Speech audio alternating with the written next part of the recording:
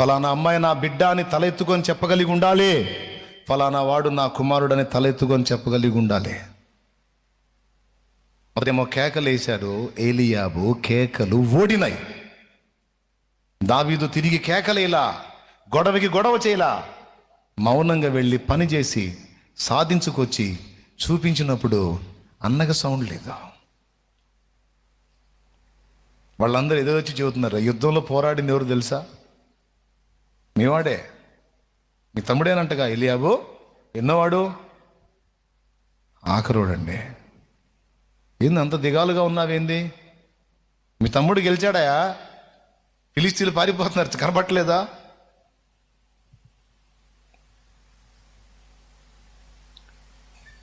ఏంది ఏలీయాబు అట్లా ఉన్నావు అంటే, నాది ఎంత బుద్ధిహీనత. దేవుడు వాడికి తోడై ఉన్నాడని వాడు చెప్తానే ఉన్నాడు. దైవజనుడు కూడా వాడి గురించి చెప్పాడు. నేను కనీసం దేవుడినన్నా నమ్మలేకపోయాను. వాడు చిన్నోడు వెళ్ళి వాడి చేతిలో చచ్చిపోతాడేమని భయపడి వాడిని అనరాని మాట్లాడినాను.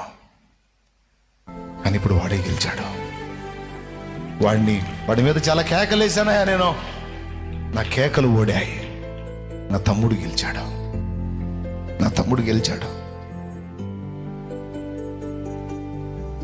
నా తెలిసి దావీదు నేరుగా అన్న దగ్గరికి వచ్చి ఉంటాడు. అన్నా, జయం అందేనన్నా. సైన్యములకు అధిపతిగా యెహోవా మన తండ్రి దేవుడు మనకు జయమిచ్చాడన్నా. ఏం చేసింటాడు? ఒక్కసారి తమ్ముడిని అమాంతం గట్టిగా హత్తుకొని ఎత్తుకొని ఉంటాడు. ఎన్ని ముద్దులు పెట్టుకొని ఉంటాడు. నన్నేమనుకోకురా దావీదు, నేను తిట్టాను. ఇది గర్వం కాదురా, విశ్వాసంతో నువ్వు పలికిన మాట గర్వం అనుకున్నారా? నీది చెడుతనం కాదురా, దేవుని యందు విశ్వాసం. నీది శౌర్యం, రోషం, దేవుని కొరకు నీకున్న భారం. నేను నిన్ను మిస్అండర్స్టాండింగ్ చేసుకున్నాను రా దావీదు.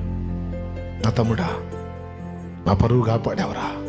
ఇశ్రాయేలు సైన్యం అంతట్లో, సర్వ సమాజములో, రాజ్యమంతటా యెష్షయి కుమారుడంట, పేరు దావీదంట, ఏలీయాబు తమ్ముడంట.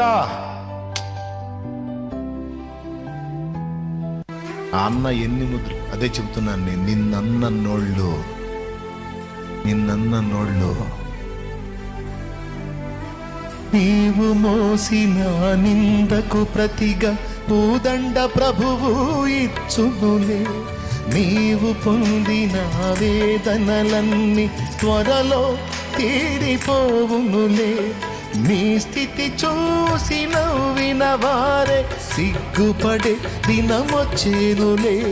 నీ స్థితి చూసి నవ్విన వారే సిగ్గుపడే దినమొచ్చేనులే. విడుదల సమీపించెను, నీకు వెలుగు ఉదయించును. విడుదల సమీపించెను, నీకు వెలుగు ఉదయించును.